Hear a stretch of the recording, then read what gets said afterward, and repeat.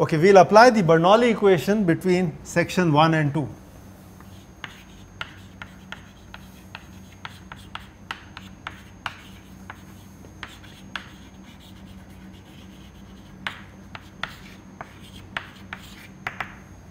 And what that leads to is V1 square by 2. I will neglect the term because of the height, the elevation, because it's a horizontal tube. So therefore this I simply have here P1 by rho, and this is V2 squared by 2 plus V2 by. In addition, if I apply the mass balance,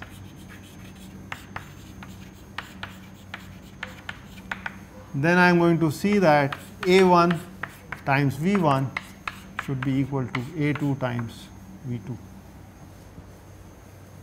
Here I have assumed that it is a one dimensional flow, so V is uniform across the section. Now I can try to work things out, and suppose we measure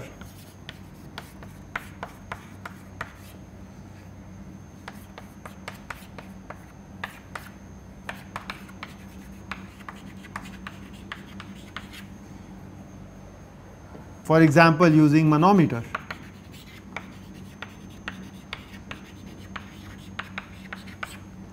So what I could do is I have a U-tube manometer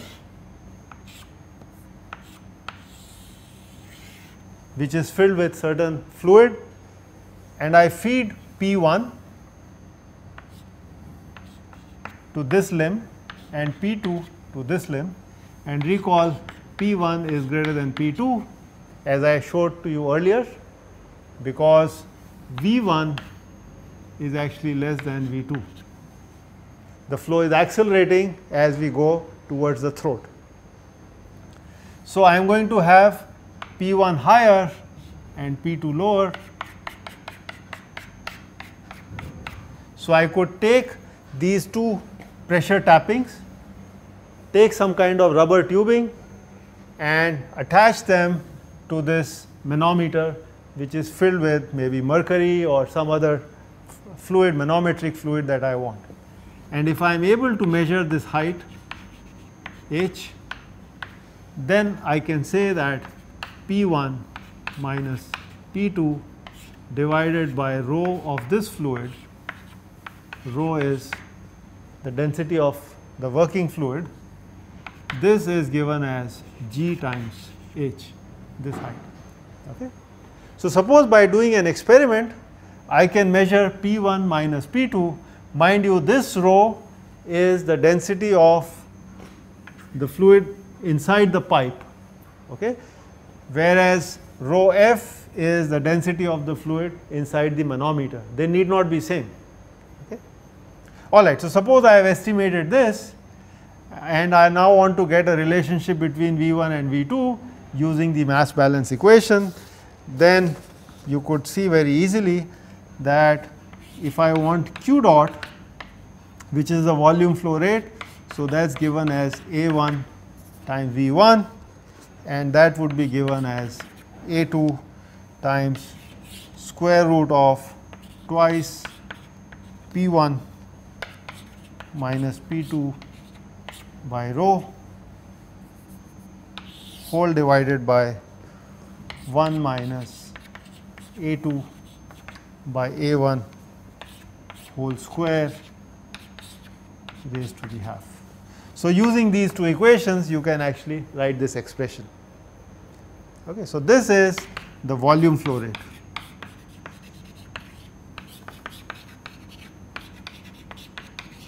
But this is the ideal volume flow rate, assuming that there are no viscous effects. Of course, we know that there are going to be viscous effects. Okay, so my actual flow rate may not be this, it may be different, because this P1 and P2 I have used the equation here as if there are no losses, but in fact there are losses. So how do you then extract the correct flow rate? So, it is very customary. So, now I want to show you the correction for viscous effects.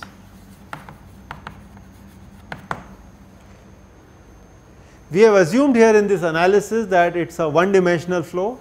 That means the velocity profile is constant across the section of the pipe. Of course, it will not be constant. Okay? There would be a boundary layer very close to the walls. As we know, at the walls, because of the no slip condition, the flow will have the same speed as the pipe, and the pipe is stationary. So, the speed of the fluid will actually increase from the wall as we go towards the center of the pipe. So, it is not a one dimensional flow, but this formula here assumes it is a one dimensional flow. So, we will have to make certain corrections. So, what we define is a discharge coefficient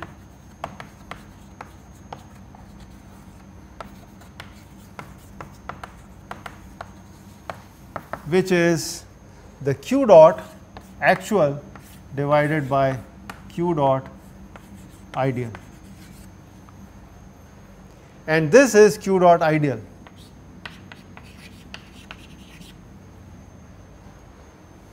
Okay.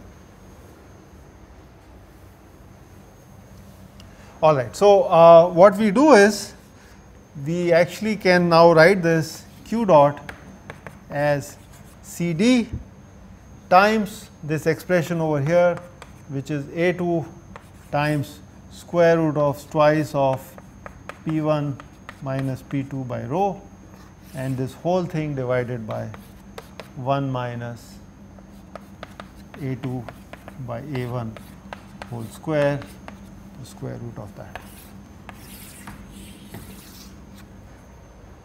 If we could estimate CD, and if you could make the measurements, and we already know the area. So, I already know what is the area of my pipe, that is A1, because I have manufactured the venturi. So, I know what is the throat area A2. So, that is the hardware. So, I know this. I would measure P1 and P2, the difference between them, through this manometer, which I have shown you on this diagram. I know everything, and if I knew the CD, then I would be able to estimate what is my correct discharge. So, any ideas of how you would measure CD?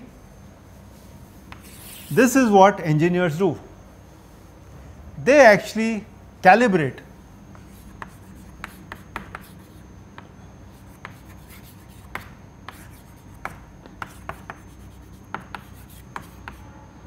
the discharge coefficient.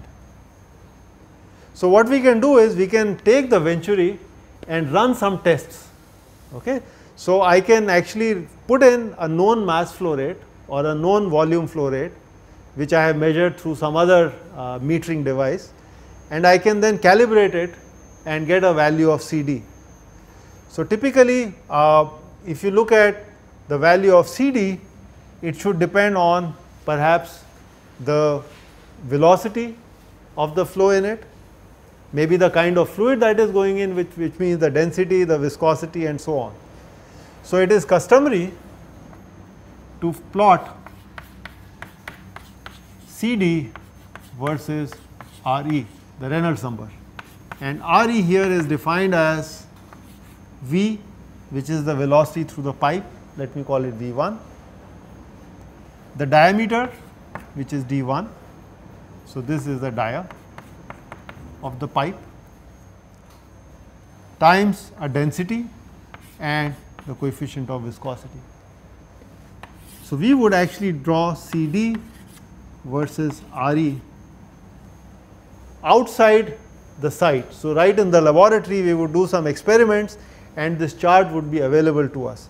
Let me show you what a typical chart would look like. So, this would be a log scale. So, this could be something like 10 to the 4th, this could be 10 to the 5th, 10 to the 6th, and these could be my values of the discharge coefficient. Perhaps this is 1.0, maybe this is 0.94, this is 0.95, 96, and so on.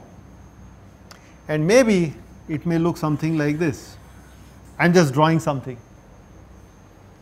Okay. So, this chart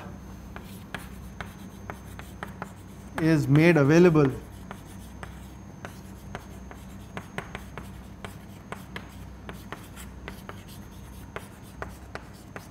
to the user.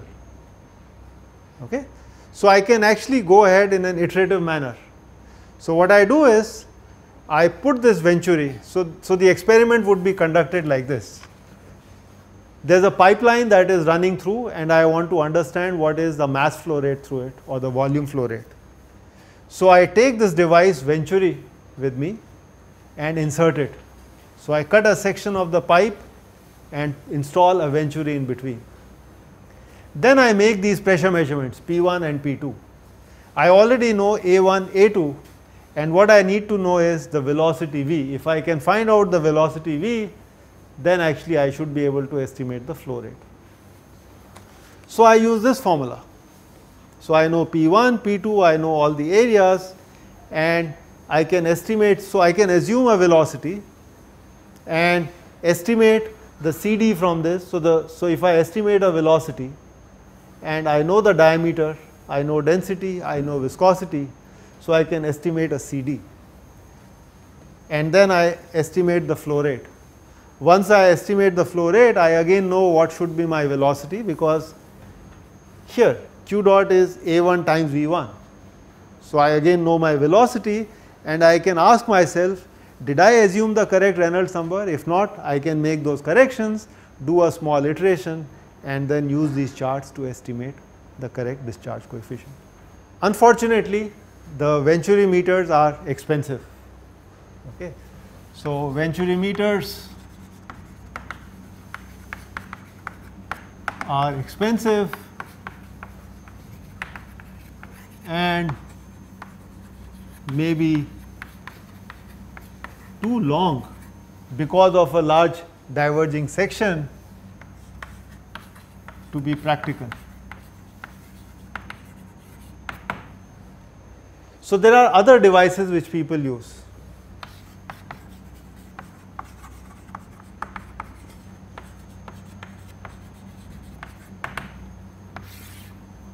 I will list two for you, but there are many more. So, there is something called, so we could use a flow nozzle, or we could use what is known as an orifice meter.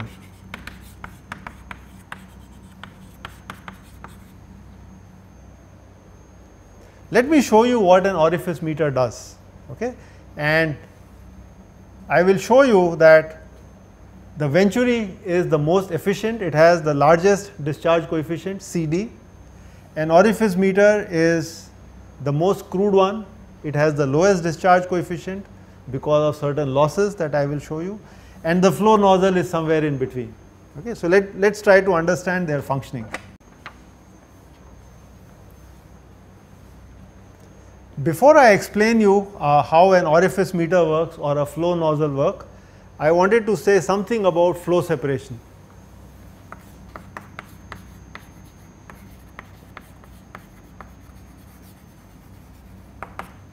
So, imagine that I had a diverging section.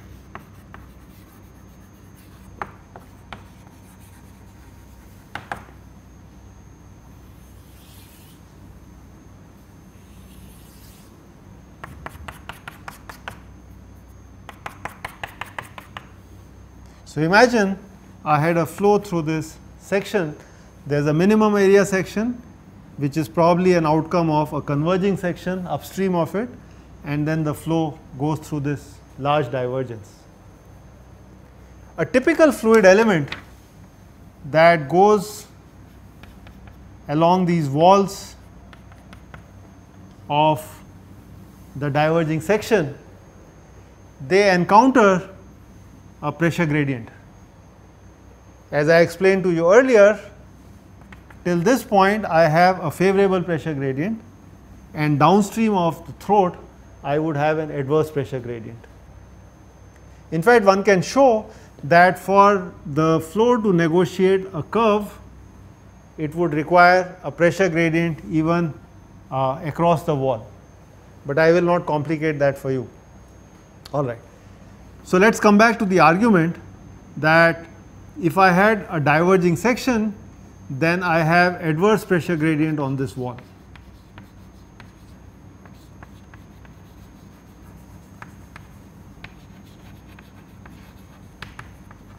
What that means is that as this fluid element slides or moves along this wall, it has to overcome an increasing pressure. At some point, if this gradient is too large, the fluid element may not be able to overcome this and it may separate. What that means is that the fluid element at some point may not go along the wall, but it may actually depart. So if I looked at a streamline,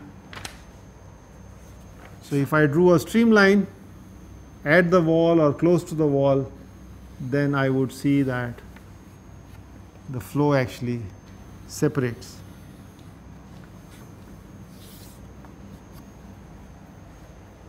So this is the point of separation. Now it is very interesting what happens to the fluid elements here. So notice the streamlines that are actually a little bit lower than this streamline and a little bit above this streamline, they look like this.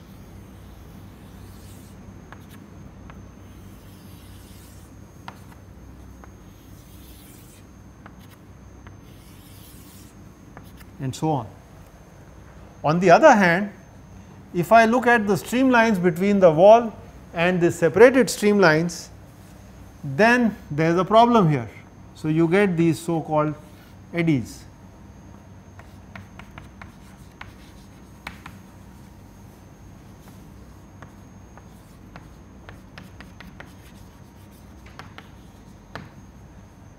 In fact, if you stand on top of a bridge and you look down at the river, then you would see small vortices. So what I am talking about is, if you stand on top of a bridge and you see a pier and there is a flow around it, then you will see that the flow separates and there is some disturbance here. So these are the eddies. Okay. A similar thing happens here.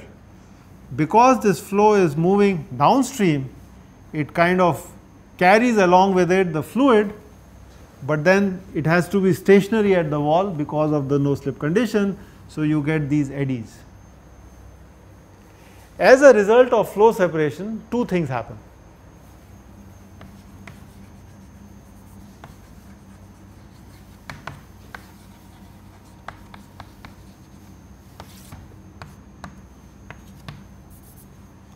First, the area available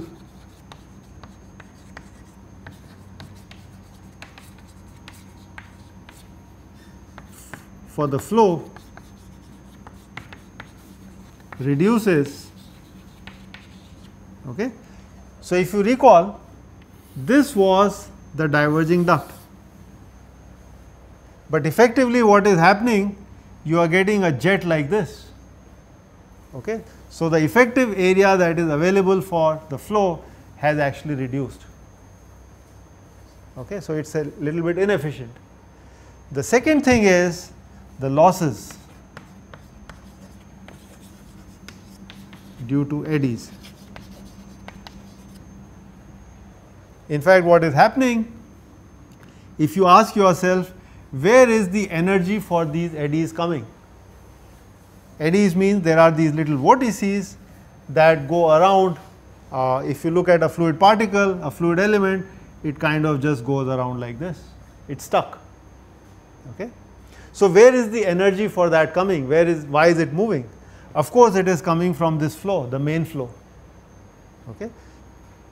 So a part of the energy of the main flow is getting spent in energizing these eddies, and that's what there are losses. So if I am going to get flow separation, I actually lose on two counts. A, I thought I would have a large area, but I don't. I have actually a smaller area. And B, I am going to lose some flow energy. Okay, so if I now look at my Bernoulli equation, where my mechanical energy was conserved, well, now, I mean, energy is still conserved, but not in the mainstream flow. I have lost some of it outside to the eddies. And eventually this would increase the temperature of the flow, maybe by a very small amount, but eventually it will. Okay, so with that in mind, now let's understand how an orifice meter would work. So it actually uses the concept of flow separation. So let me draw a picture for you. So we have a pipe as before, and I want to understand the flow rate inside it. So what I do is I insert these little wedges here.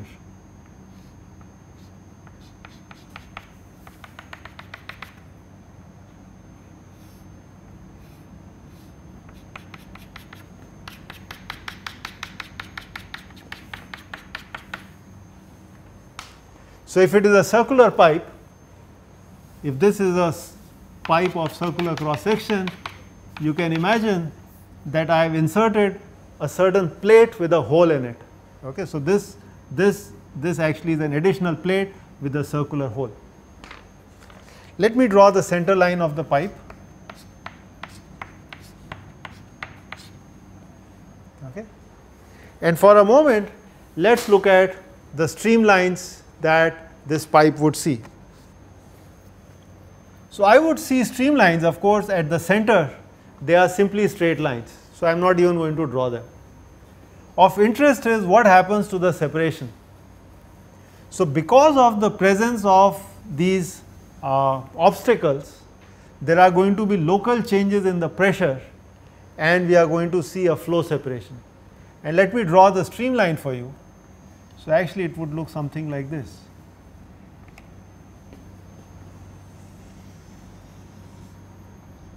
So this would be actually the streamline at the wall, and it would be symmetric here. So let me complete that.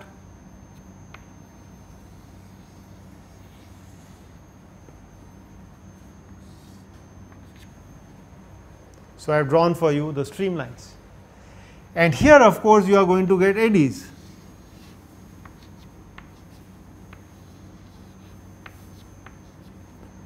Okay.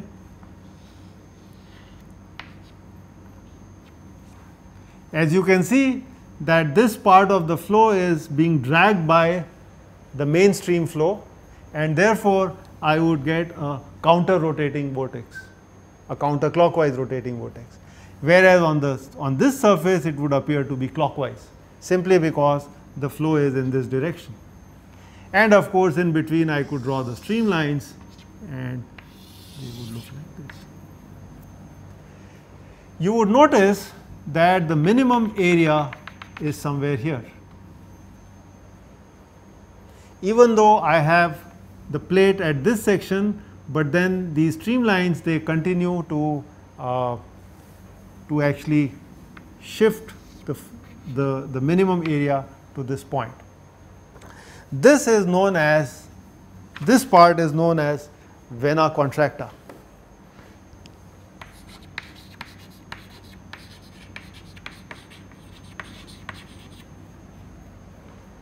Okay. And I could still talk about this as area A1, and I could talk about this as, in fact I should draw this in red, this area I could talk about A2. So I could make some pressure tappings. So what I could do is I could actually measure pressure here. So I could make a tapping in the wall and measure my pressure here, and I could make a tapping here right at the vena contracta and measure P2 here. So I would measure P1 and P2 and use these to estimate flow rate. The good news is now this device does not need to be very long, okay, because I am encouraging flow separation. So, it does not, the diverging